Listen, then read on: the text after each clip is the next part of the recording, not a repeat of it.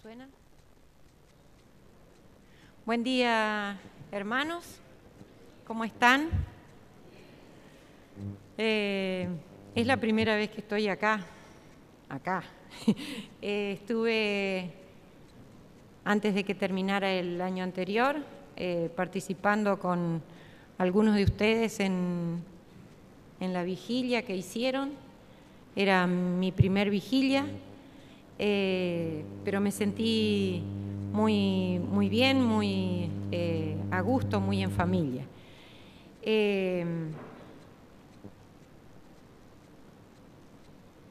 La verdad es que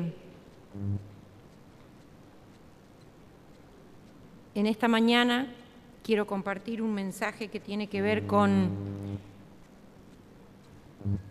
actividad misionera, me dijeron. Y me conmovió porque cuando me pidieron el tema yo estaba pensando a ver qué compartir. Hasta que surgió en mi mente una palabra que aparece en un relato de los evangelios. Pero antes quiero invitarlos a que se hagan a la idea de que esta nave en la que estamos no es un templo, sino un avión de esos bien grandes en los cuales hemos subido en esta mañana para hacer un viaje maravilloso, el viaje que vos pensaste, que cada uno pensó hacia un lugar maravilloso que tiene en su mente y que todavía no ha podido concretar. Si ya lo tienen en su mente, todos tienen puestos sus cinturones, todos están acomodados, todos están perfectos, soñando, y tienen tanta alegría que empiezan a compartir entre ustedes, se miran y sonríen, aunque no se conocen, se saludan, empiezan a conversar y a compartir ese sueño, y de repente, turbulencias, de repente todo se sacude y no sé cómo, pero en un instante terminamos desparramados en una isla desierta. No hay nada, o hay muy poco. De manera que lo que llevábamos en la nave, en el avión, es muy importante tratar de rescatarlo, pero hagámonos a la idea de que para sobrevivir en ese lugar desierto, solo podemos rescatar una cosa. ¿Qué cosa del avión, de la nave, elegirías para llevarte con vos a esa isla desierta?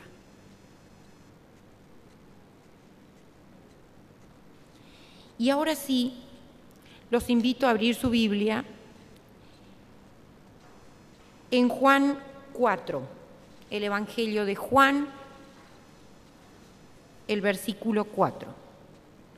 Me gustaría saber si hay alguien que está por primera vez en nuestra iglesia. Bienvenido. ¿Cómo es su nombre? Oscar. Muy bien, bienvenido, Oscar. Que te sientas a gusto aquí. Y allá también hay... lo está saludando, muy bien. ¿Alguien por ahí cerca que lo salude, que le dé la mano o un abrazo? ¿A Oscar? Ahí está. Muy bien.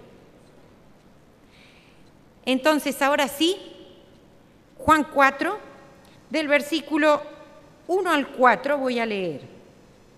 Cuando pues Jesús entendió que los fariseos habían oído decir: Jesús hace y bautiza más discípulos que Juan, aunque Jesús no bautizaba sino sus discípulos, salió de Judea y se fue otra vez a Galilea. Lo tenemos a Jesús huyendo. ¿Huyendo de qué? Yo diría, a mí se me imaginó, huyendo de las perspectivas humanas, huyendo de las estadísticas. Los hombres empezaban a decir, mirá, Juan bautizaba, pero Jesús bautiza mucho más. Y como ni siquiera era él el que bautizaba, sino sus discípulos, para alejarlos de eso, Jesús dice, me tengo que ir. Vamos, muchachos, hagan el bolso, la mochila, que nos vamos. Y salen de Judea a Galilea. Versículo 4 dice, y le era necesario pasar por Samaria. Dije recién de Judea a Galilea, porque en el medio estaba Samaria. Y los judíos acostumbraban, cada vez que tenían que ir a hacer una diligencia a Galilea,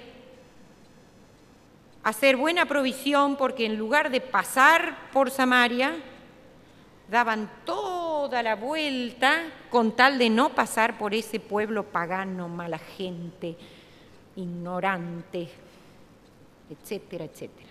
O sea, no se querían. Ahora, ¿por qué a Jesús le era necesario pasar por Samaria? ¿Es que no tenía tanto tiempo para llegar a Galilea? ¿No podía perder tiempo dando la vuelta? ¿O era de caprichoso?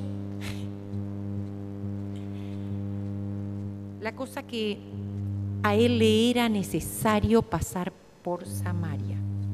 ¿Qué es necesario?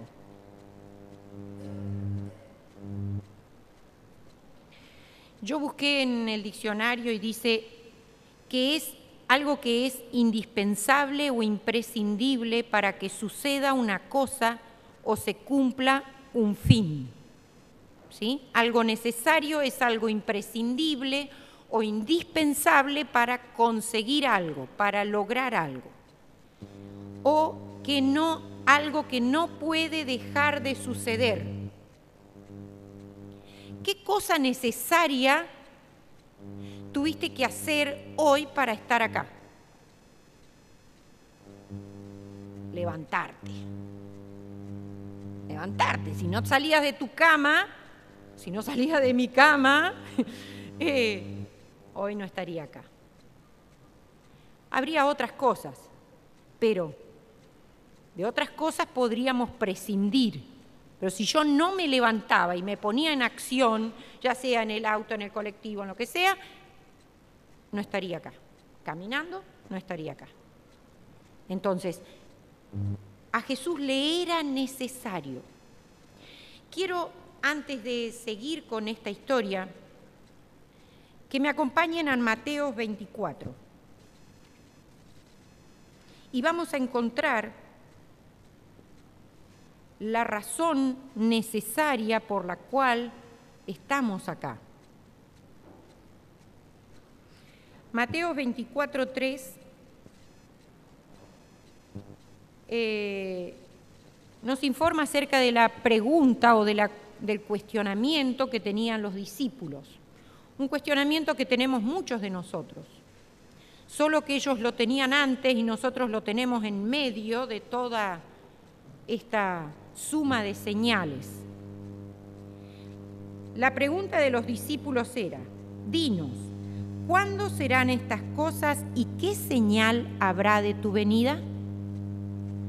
Todos estamos preguntándonos, creo, ¿cuándo viene Jesús? Y Jesús empieza contándoles un montón de cosas, pero detrás de cada uno de esos detalles, de esas señales, Él les dice, pero todavía no. Pero eso es el comienzo, hasta el versículo 14. En el versículo 14 dice: y será predicado este evangelio del reino en todo el mundo para testimonio a todas las naciones, y entonces vendrá el fin. El entonces es un condicionante, o sea, hay una condición para que venga el fin. ¿Cuál es? La anterior. Predicar el evangelio a todas las naciones para testimonio. ¿Sí? Para testimonio a todas las naciones, otras versiones dicen por testimonio. Y entonces nosotros decimos, esto es fácil, me conecto a internet, mando un mensaje, Cristo viene pronto, prepárate, tuc, toco y llega. Es así. Tenemos un problema, la ventana 1040, ¿sí? Que no reciben ni dejan que lleguen las ondas de internet, entonces, pero si no, por esa cosita, ya estamos. Ahora, el texto completo de Mateo 24:14 dice: será predicado este evangelio del reino en todo el mundo para testimonio o por testimonio. ¿De qué uno testifica? De algo que sucede, de algo que se hace, de algo que se vive, ¿sí? Iban dos por la calle, se enfrentaron, chocaron y yo estaba mirando. Yo testifico de eso porque yo estuve ahí y yo lo vi. Pero si alguien quiere saber lo que se siente en esa situación de crisis, tiene que preguntarle al que estaba chocando. Yo no estuve ahí. ¿Sí? Al que se salvó. Entonces, ¿qué es necesario según Mateo 24:14? Predicar el evangelio por testimonio a todas las naciones. Es por eso que se torna una prioridad.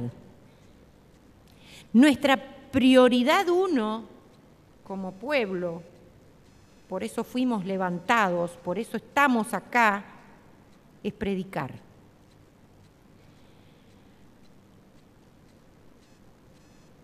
Pero yo no puedo dar testimonio si no vivo. De manera que la prioridad uno, como iglesia, es predicar. Pero la prioridad uno mía y la prioridad uno tuya es otra. ¿Cuál les parece?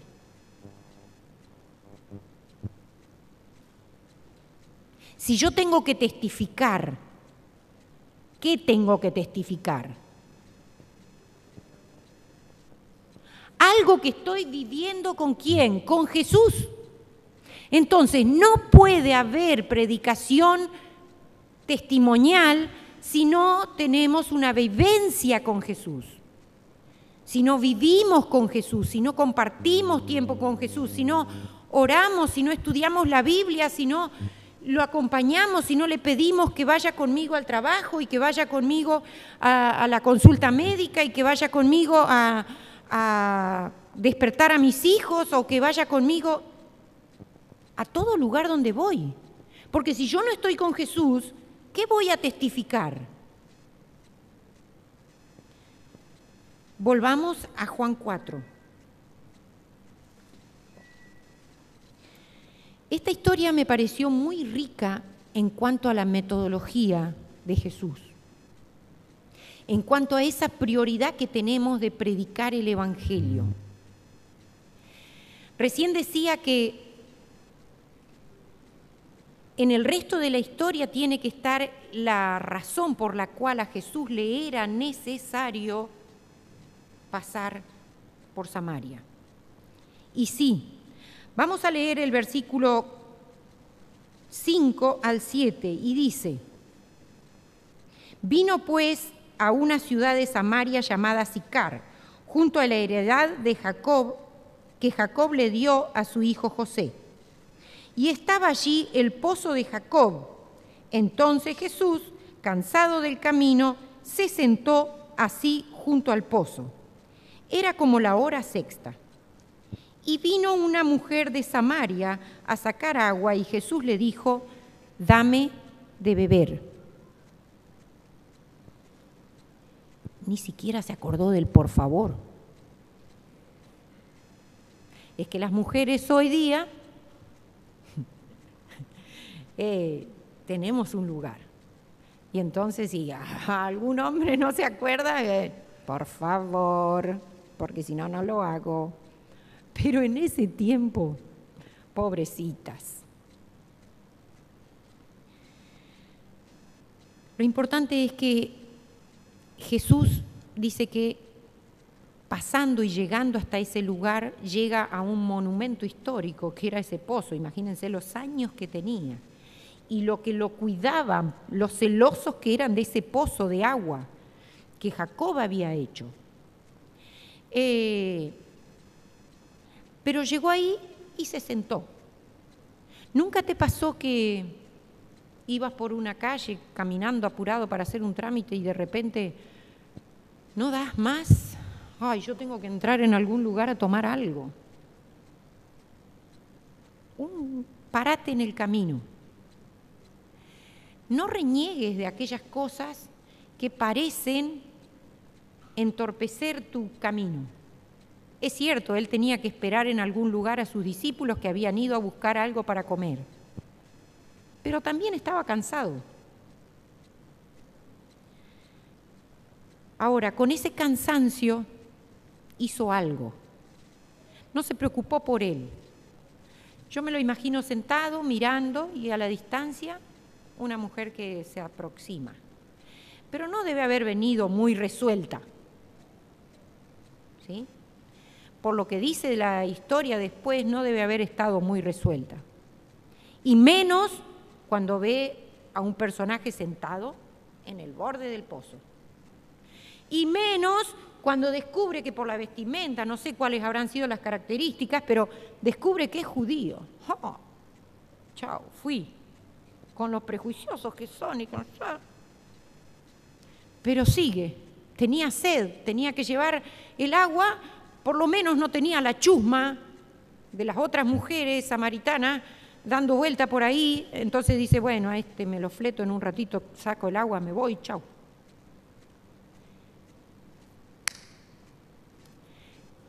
¿Me darías un poquito de agua? Oh. Bueno, sigue la historia y dice, ¿cómo la contactó? Vino una mujer de Samaria a sacar agua y Jesús le dijo, dame de beber. Pues sus discípulos habían ido a la ciudad a comprar de comer. La mujer samaritana le dijo, ¿cómo tú, siendo judío, me pides a mí de beber, que soy mujer samaritana? Porque judíos y samaritanos no se tratan entre sí. Allí viene el contacto. Allí se provoca la primer declaración de desconformidad de esta mujer. Y la primera oportunidad de Jesús de colar otro poquito de esperanza. Versículos 10 al 15. Respondió Jesús y le dijo, si conocieras el don de Dios, ¿quién es el que te dice, dame de beber? Tú le pedirías a él, y él te daría agua viva. Y la mujer le dijo, Señor, no tienes con qué sacarla, y el pozo es hondo. ¿De dónde, pues, tienes el agua viva?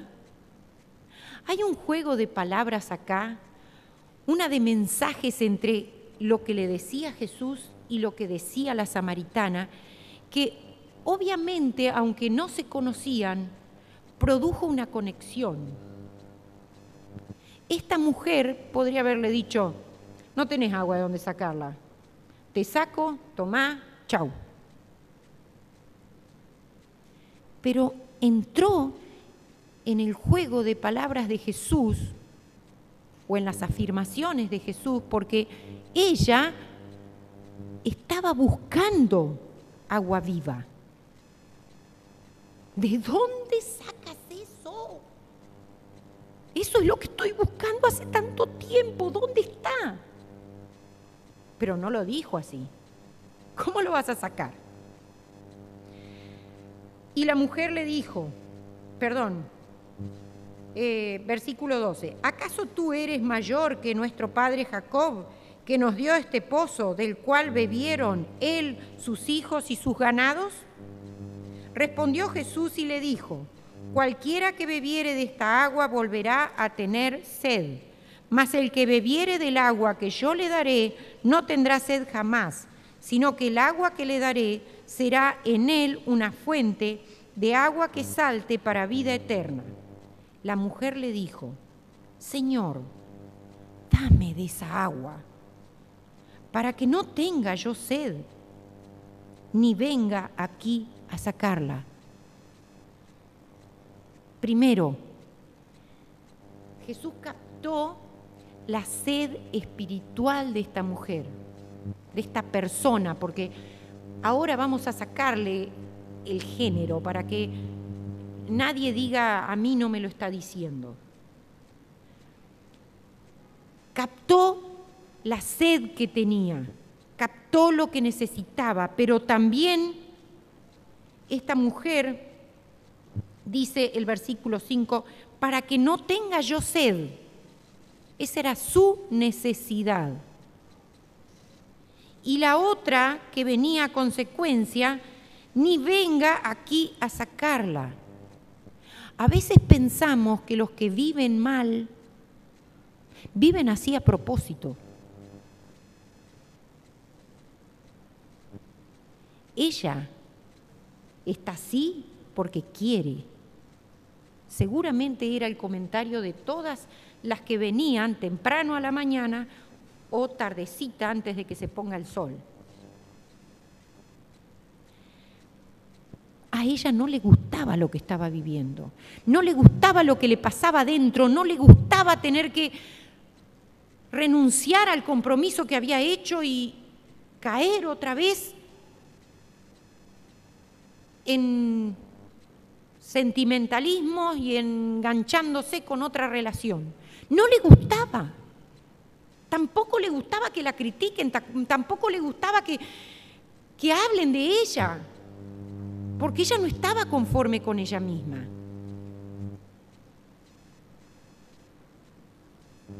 ¿Cuántos hay cerca nuestro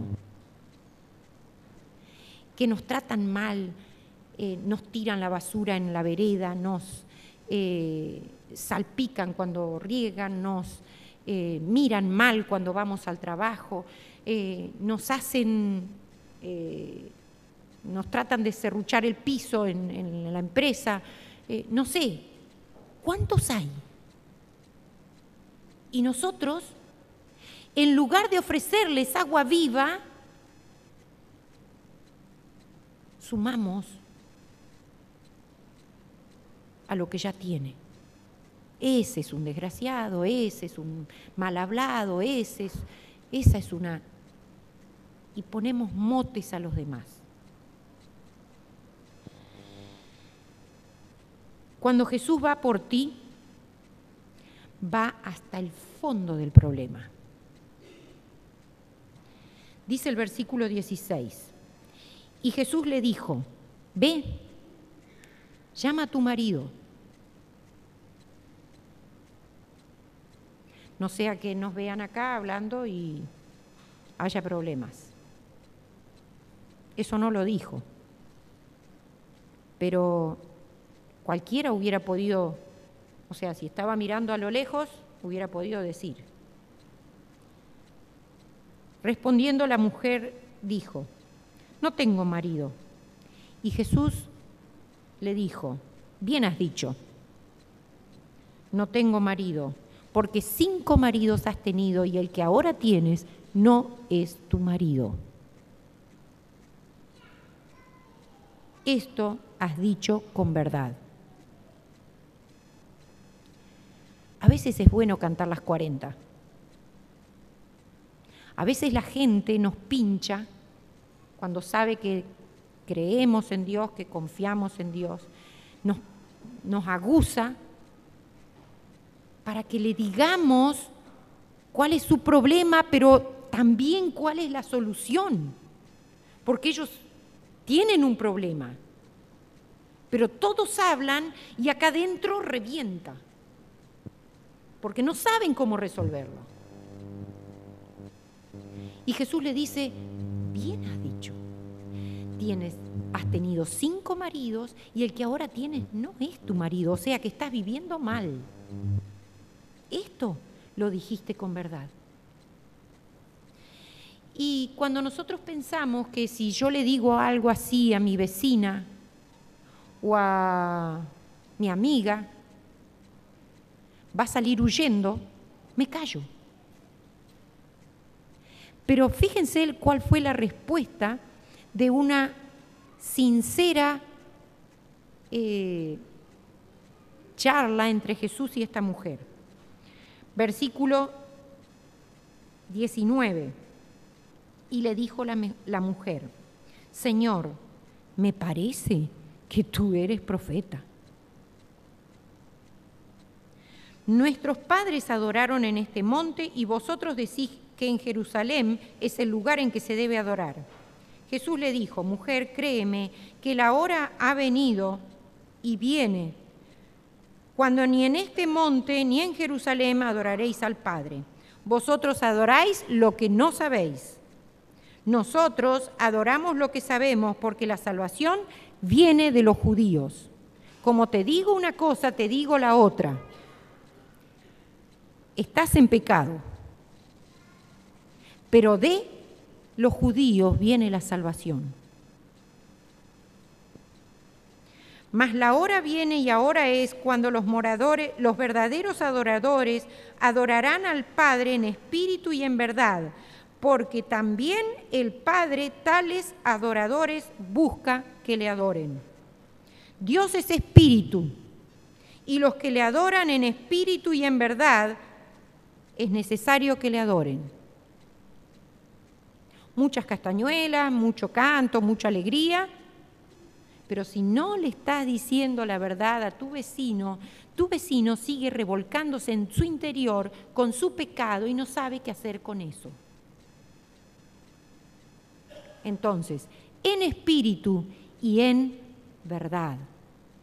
Ahora, ¿en qué espíritu? En el espíritu de Jesús. Aquel del que habla Filipenses 2:5, que dice,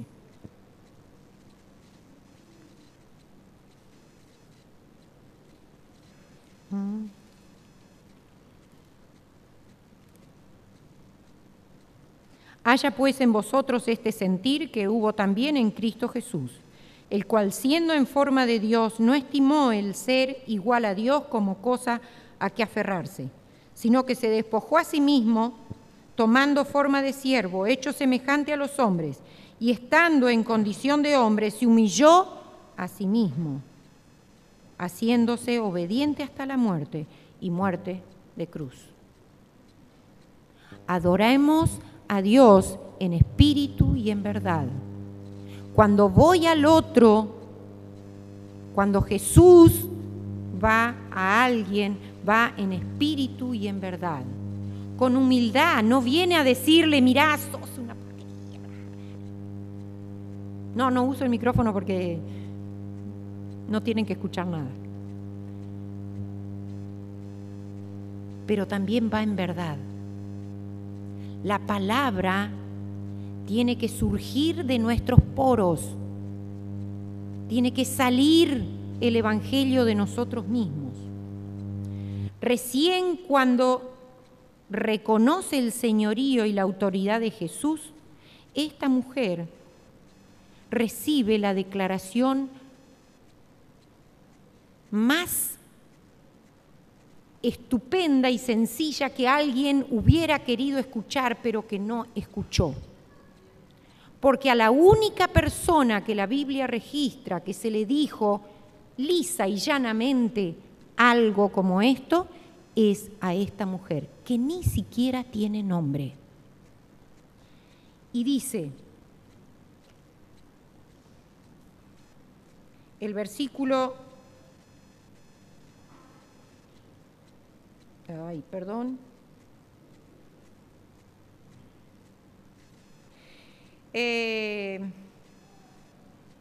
25 y 26.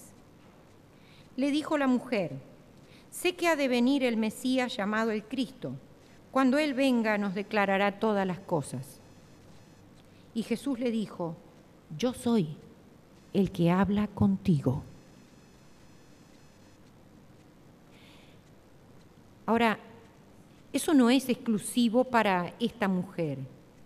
Jesús quiere declararte a vos y a mí que Él es el Mesías.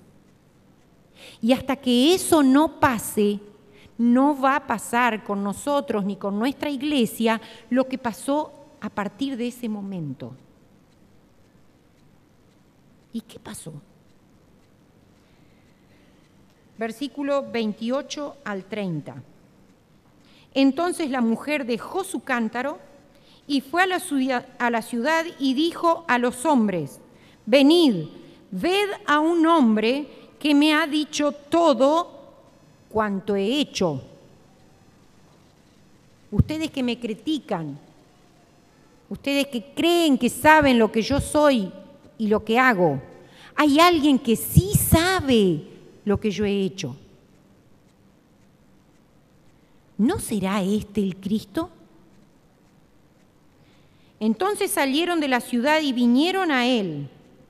Entre tanto, los discípulos le rogaban diciendo, Rabí, come. ¿Quiénes son los discípulos? ¿No somos nosotros? Y estamos preocupados porque si hay una reunión, tiene que haber comida.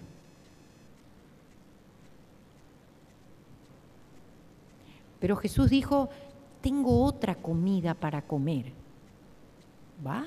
¿Le habrá ido a buscar algo la mujer? ¿Le habrá dado algo la mujer? Pensaron los discípulos. Y fíjense el final de esto, versículo 39 al 42. Y muchos de los samaritanos de aquella ciudad creyeron en él por la palabra de la mujer que daba testimonio diciendo, me dijo todo lo que he hecho. Entonces vinieron los samaritanos a él y le rogaron que se quedase con ellos, y se quedó allí 2 días. Y creyeron mucho más por la palabra de él, y decían a la mujer, ya no creemos solamente por tu dicho, porque nosotros mismos hemos oído y sabemos que verdaderamente este es el Salvador del mundo. Jesús tiene que pasar hoy por tu casa. Necesita pasar hoy por mi casa. ¿Ustedes vieron cuánto costó este esfuerzo evangélico? Yo no sé si en realidad tomaron agua o no tomaron agua. El cántaro quedó ahí al lado de Jesús. Todos se olvidaron del agua, de la comida. ¿Por qué? Porque Jesús pasó e hizo lo que tenía que hacer. Toda una ciudad escuchó a Jesús y aceptó a Jesús como el Mesías.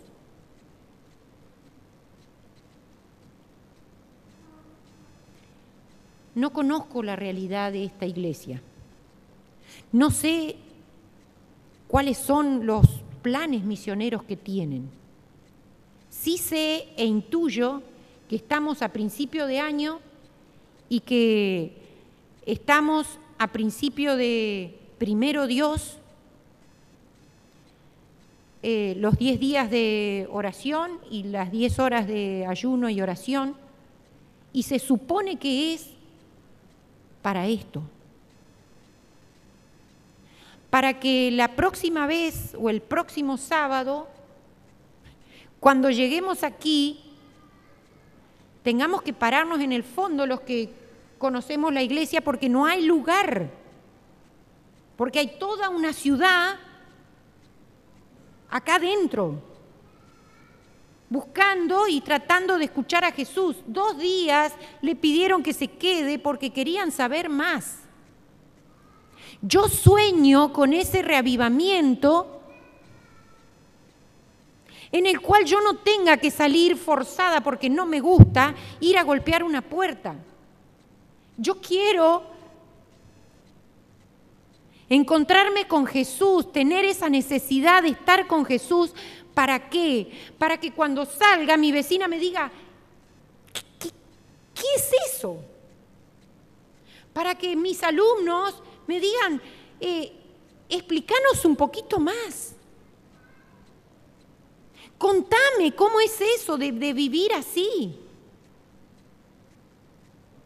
De que sé que está pasando por tal cosa o por tal otra cosa y sin embargo seguís sonriendo, seguís bendiciendo, seguís siendo generoso, seguís siendo...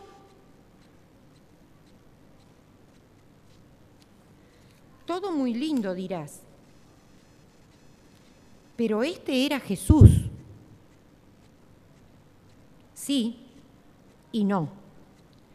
Porque la que trajo a toda esa gente era la mujer.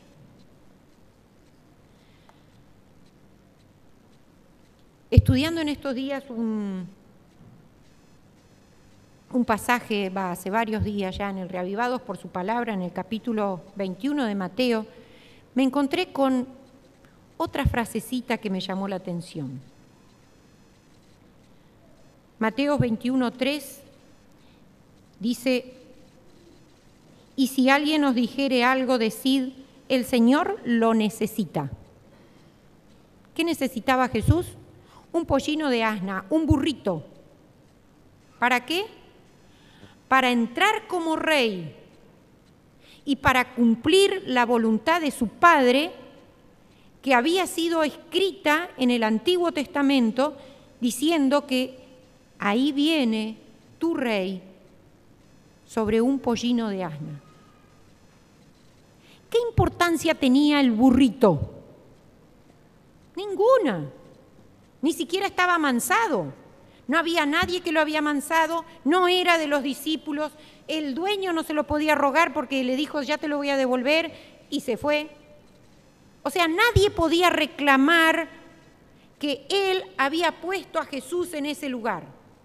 Ni siquiera el burrito, porque el burrito, no sé, Dios debe haber hecho que se amanse para que pueda subirlo y pasar hasta Jerusalén.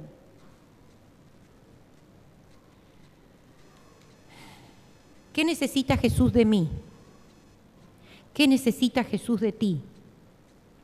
¿Para qué necesita Jesús tu pollino, hijo de asna?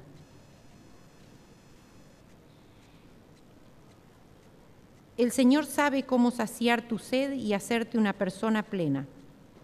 Tanto que pronto no te aguantarás y correrás a traer a tu familia, a tus amigos, a tus compañeros de trabajo, a tus vecinos, para que conozcan a aquel que conociste, conociéndote como eres, no te juzgó, sino que te ofreció lo que nadie puede darte: salvación y vida plena. El Señor nos está llamando a que prediquemos el Evangelio, pero no esto, de pararnos frente a un grupo y hablar. Esto es necesario para nosotros. Lo que nuestro vecino necesita, lo sabés vos. Lo que tu vecino necesita, lo sabés vos. Vos lo saludás todas las mañanas, vos lo ves todas las mañanas. Y tenemos que empezar a entregarle a Jesús a las personas que están al lado para que Él pueda transformar nuestra mente, nuestro corazón y podamos ir en espíritu y en verdad a compartir el Evangelio de Buenas Nuevas con ellos. Que Dios los bendiga y que este año sea un año de muchas bendiciones para esta iglesia.